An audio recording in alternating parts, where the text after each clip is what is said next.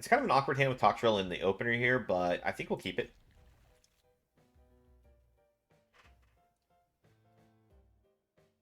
That's one of the things about this deck. It does have a lot of awkward-looking hands because of all of our high-cost cards. But most of the high-cost cards have channels, so they have a cheaper cost to actually still be useful. Toxrill being a 1-of, though, is the exception.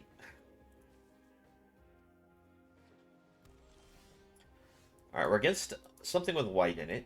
I'm going to assume it's probably white-black. I'm not sure. Nope, it's white-green. It's the enchantment deck again.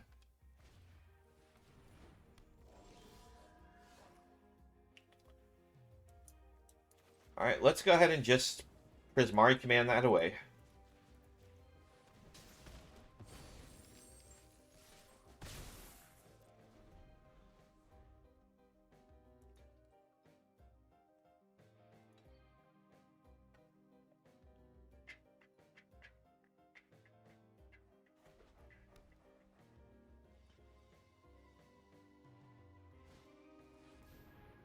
Alright, Touch the Spirit Realm goes for an exile. They can get Kalain here. Do we care that they get Kalain? We could Deadly Dispute it, get ourselves some draw. But we only get one treasure. If we do hit a Goldspan off of it, we could play it still. So I think, yeah, that's worthwhile.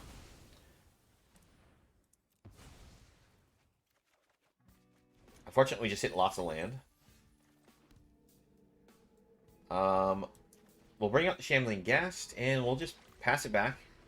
We're going to use this Windfall, get rid of one of our lands, get rid of the Pathway, since, you know, this is more color flexible after all.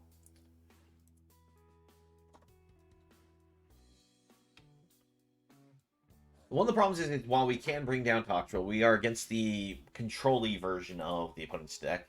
Or not versus the Rune version.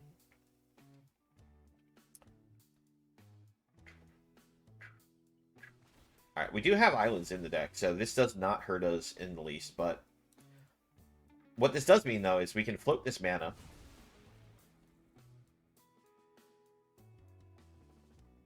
And now we can play the Windfall without needing to sacrifice this treasure.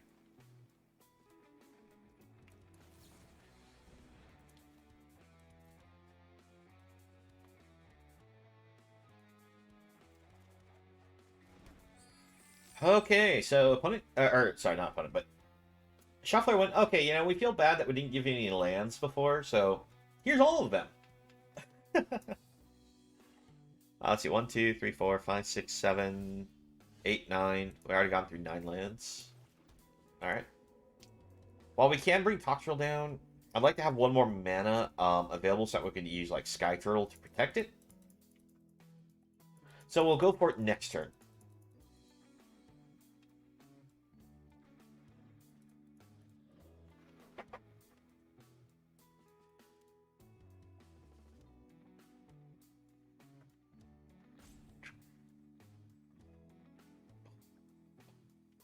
Yeah, Drought to Flood, indeed. There's...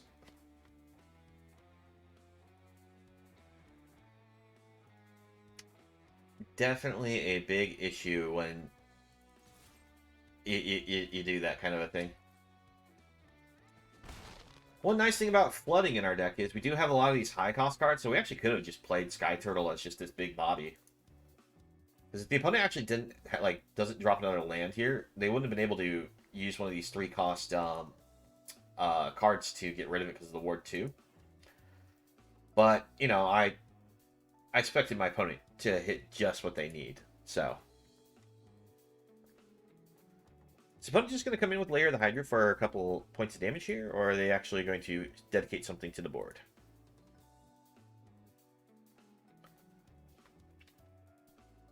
Seems like the opponent's plan is to layer up here.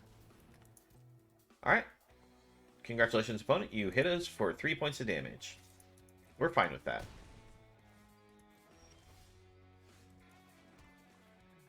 What do you think of our Toxrill? I imagine the opponent is just going to use one of these snare-style enchantments. But thankfully, we do have the Skyturtle here to be able to bounce this back to our hand. Alright, Spirited Companion. That just gets eaten up by Toxrill and gives us slugs if they don't have an answer.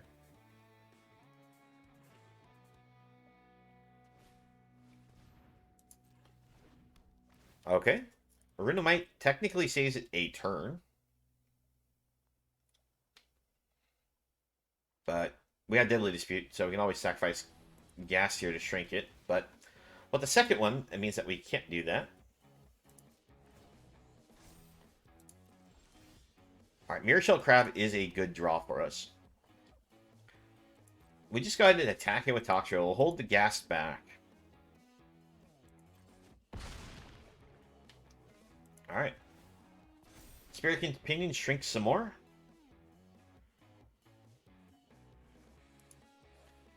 The only problem with the crab here now is, again, if they just immediately slam one of these enchantments, we don't have enough, they have enough mana to be able to pay for the 3. So we're kind of hoping they play something first and then try to snare up the Toxrill. Or at least, you know, something that'll tap them down enough.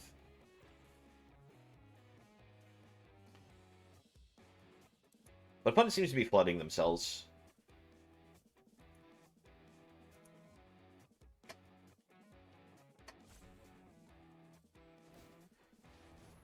Alright, opponent's going to try coming at us with this layer of the Hydra. That's not going to do anything. Because we chump block with Ghast. Doesn't have Trample. Using Deadly Dispute here, we actually can kill off the Companion.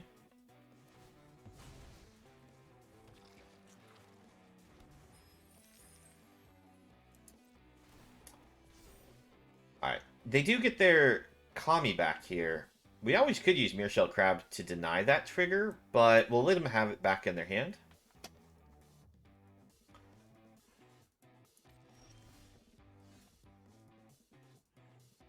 Yeah. Well,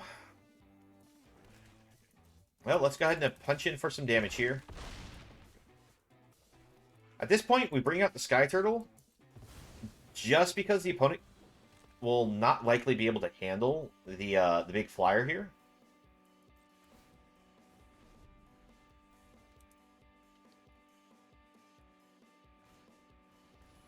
Okay, that's fine. That's fine also. How do you handle the flyer? You don't.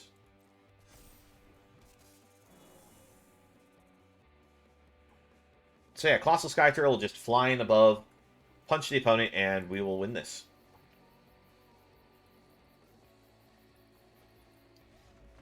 Surprisingly, we're winning a lot of games because we're just dropping Skyturtle and just crushing them with that. This is such a silly card. It's not meant to actually... Like, we didn't bring it in here to be brought out as the big flyer, but the fact that we can do that without even running any green lands is kind of fun about it.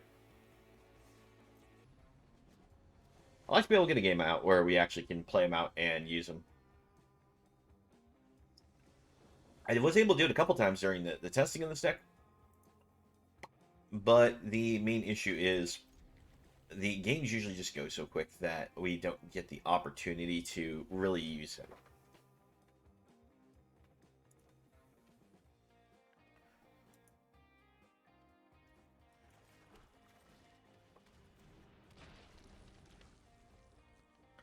Alright, so... Alright, against enchantments again. Let's see, since we can only play Shambling Ghast anyways, we'll go ahead and play the Ridge. That way, if we draw another red source, there's always a possibility of playing other cards. Not sure. We'll see what the opponent does. Alright, find blue source. Is it better play as blue source or as red source, is the question. I think we'll stick with going red. We will hold back still. We don't want to attack in. Generous Visitor has, like, explosive growth potential on turns.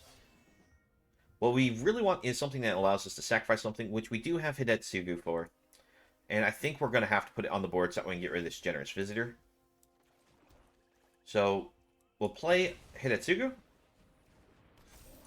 We'll sacrifice a Shambling Ghast here. Choose it for the -1/-1. And we get a scry. Okay, we keep one of these lands. We don't want both of them.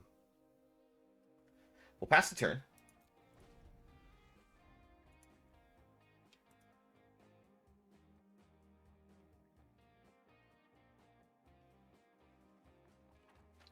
Our opponent's probably deciding, like, do they want to remove Hidetsugu or try to develop their board?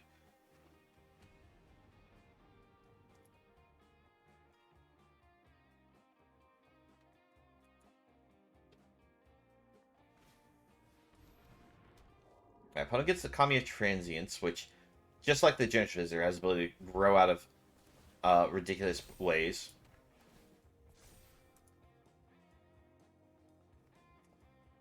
So, let's see. Unfortunately, Mirrorshell Crab is probably not going to be very useful here.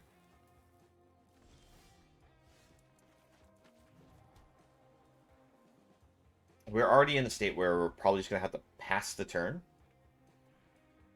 and see what we can have happen off the top of our deck. Both of them have Trample. This one thanks to the rune on it. This one just because it has it passively.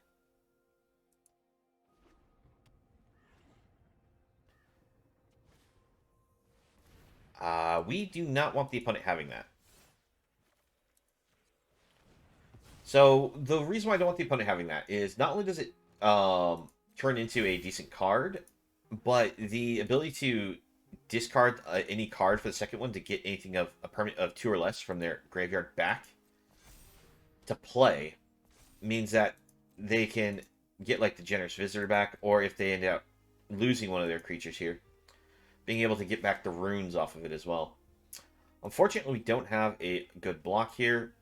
We could multi-block kill it, but they can just get the Kami back. I think we just have to try to dig for our sweeper. So we'll say no blocks. We'll take the hit. Because our sweeper is an exile-based sweeper. We're going to sacrifice Shambling Ghast here and get ourselves a treasure. Alright, off the scry, send both of these to the bottom.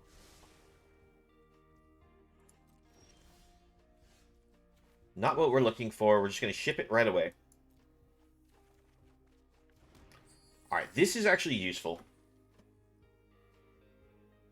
Colossal Skyturtle allows us to bounce the Kami back to their hand. By bouncing Kami back to hand, we will get rid of all the runes that are attached to it. And so we're just going to let them potentially build it up more. And we're just going to hold Kalain for maybe chump blocking Runeforge here.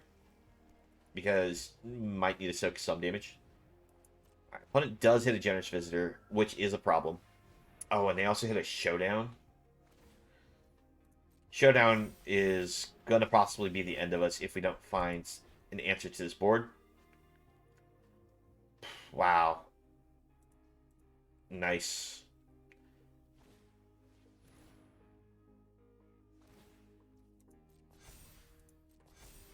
Alright, so opponent might just think that they have the lethal here and attack in with both.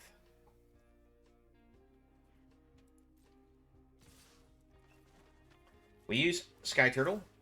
Take that back to their hand. No blocks. Alright, Prismari Command.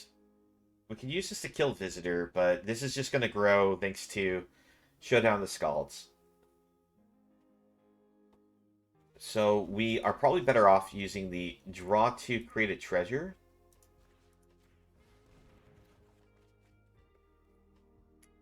Fortunately, we whiff.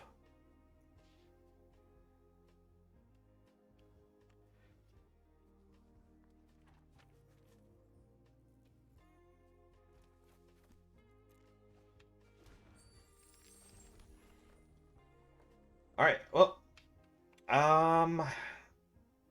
Yeah, that's the game there. Let's see. Let's just spin it. See what we have on top. There it is. There it is. Oh. Oh wait, we can do this to any target. Let's get that off the board. Oh man. I was thinking, it's like I probably might need to sacrifice the Kalain first, just to scry to make sure we can find it. But I was worried that I wouldn't have enough mana to cast it if I did that. Let's see, did I have enough mana to... Let's see, spend 3. One of these was drawn, so... No, we would have actually been 1 mana short, I think. Let's see, 1, 2, 3... 1, 2, 3, 4, 5... No, we would have had just enough. Yeah, I should have sacrificed it. That was my mistake.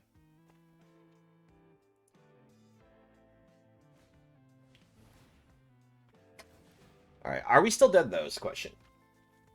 We very much... Well, might be.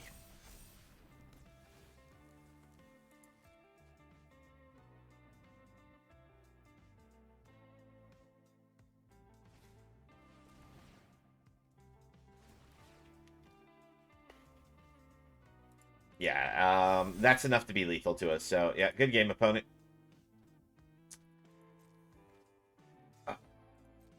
We tried our best. Unfortunately, we came up... Yeah, we'll just take it all. Just that little bit off. Okay, I think this is a good keep. Alright, we start with the Marsh, because we don't have the ability to play anything on turn 2 anyways. Unless we draw off the top. Alright. So we're against red-blue, so this is probably the red-blue dragon control deck again. We did play against this once early on.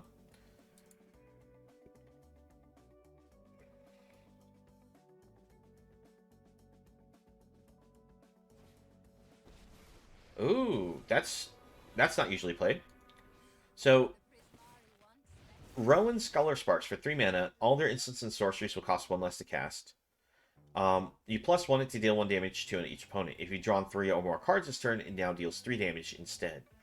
For -4, you get an emblem that says whenever you cast or copy an instant or sorcery spell, you get pay 2. If you do, you get a copy it. May choose new targets. Playing that on the play, turn 3, is very, very strong. Because you just have to uptick it twice, and you're able to use the ultimate. One of the funny things is, though, if we let the opponent try to go for the ultimate, we can potentially counterspell with Mirrorshell Crab. The only problem is the opponent has to be tapped out for us to get that off.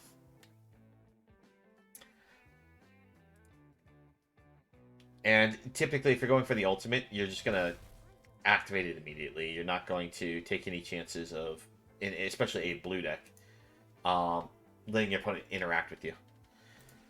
Opponent, though, using Evolving Wilds in their deck. You don't really see too many people run Evolving Wilds unless they have a landfall base in their deck.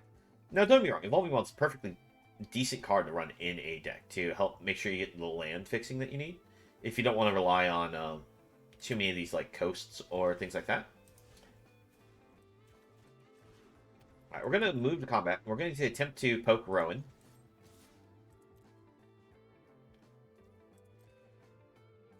We have successfully poked her. We're going to go for Kalain instead of going for Atsushi.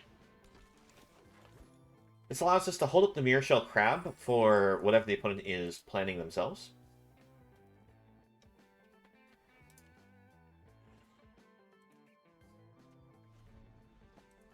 But now we actually have enough damage that will actually make Rowan go down in loyalty.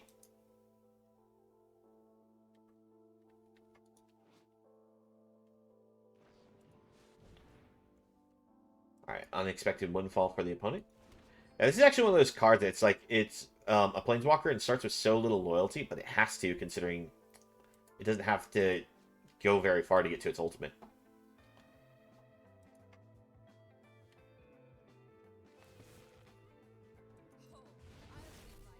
Alright, so yeah, we end up taking 3 damage because he's Windfall there.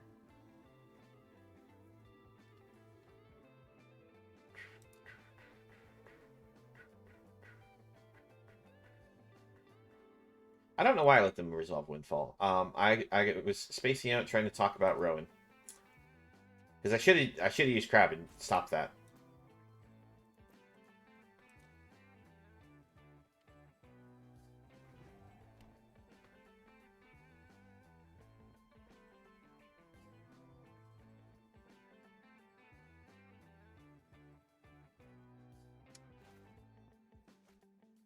Alright, we'll try to go for our own Windfall. We're going to discard Skyturtle for this.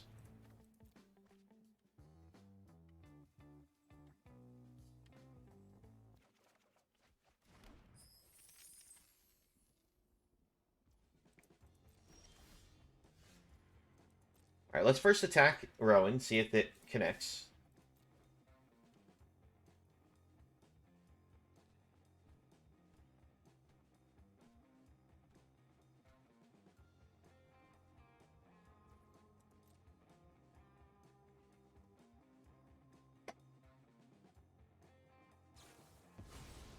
Alright, opponent's going for Cinderclasm. We can counterspell that with the Mirrorshell Crab. And then we could play Hidetsugu. I don't hate that.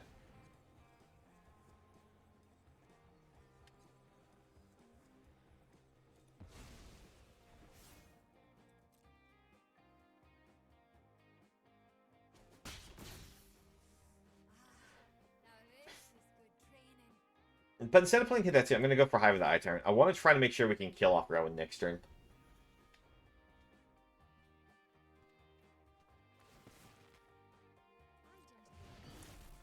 I'm really worried about them getting that ultimate ability. It's way too strong in a red-blue deck.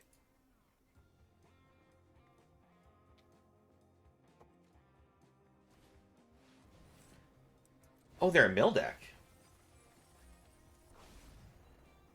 Alright, then in which case we do actually need to apply a lot more pressure here.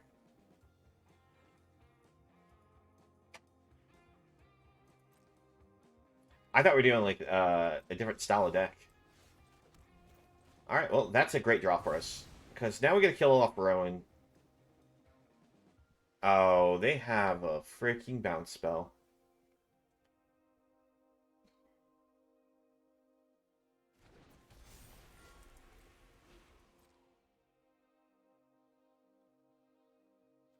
We're just making sure Rowan takes all the damage. We're not going to let her uptick with a chance of getting to that ultimate.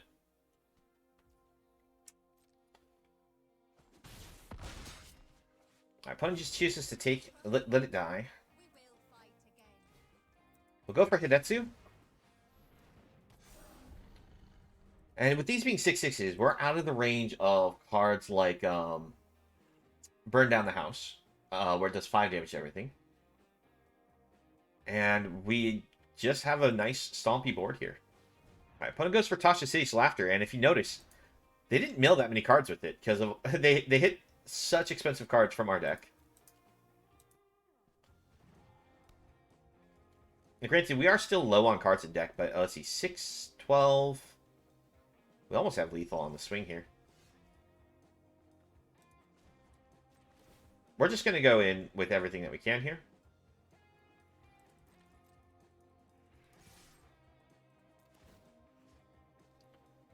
We'll take the Maddening Cacophony out of their graveyard, just in case they have the ability to replay cards from their graveyard. Putting a little more priority on that one over Hideous Laughter, because that one's more likely to consistently hit well against us.